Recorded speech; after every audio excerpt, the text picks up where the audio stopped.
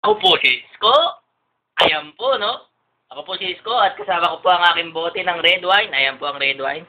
Ayan, no? Red wine, ininom ko po.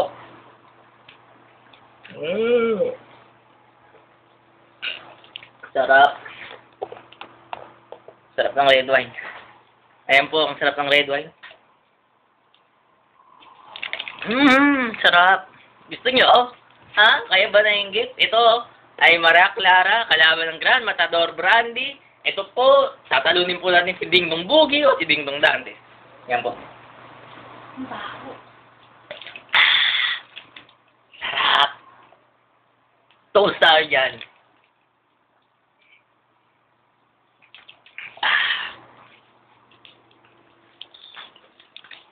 Ito po ay pang dokumentaryo, panalong panalo. Ito po ay pang commercial, hindi lang pang dokumentaryo. Ito po ay pang pamilya, panalong panalo po. Ito po ang ate ko, si Ate Aching. Ayan po, oh, ang ganda ng back, oh. Sexy back. Ayan po ang kanta para kay Ate Aching. Fuck you daw ako, aba. Sarap.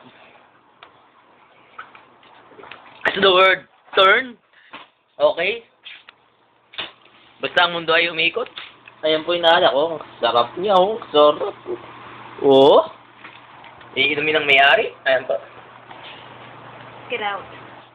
Get out, Matt. Ang sarap. Grabe. Love it. Ang sarap. Lord, gusto niyo po red wine? Diba, gawa sa tangkay ng ubas to, Lord? Gusto niyo po? Lalo ko po kayo, Lord. Ito po. Gawa sa tangkay ng ubas. Yan po. Sarap. Galing sa langit. Woo!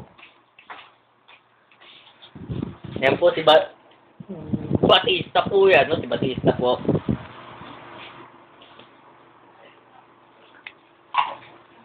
Excuse. Ayan po. Kakaiba po to. Yan ang ano ko. Yung mga picture ko lang. Ha? Ay, ang sarap. Panalong dokumentaryo. Panalo. Walang katalo-talo. Hindi naman yung kasaka ng baho na iniinom. Ang sarap nga eh. Ito po yung kuya ko. Okay. Yan po. Si Ronan Kiting.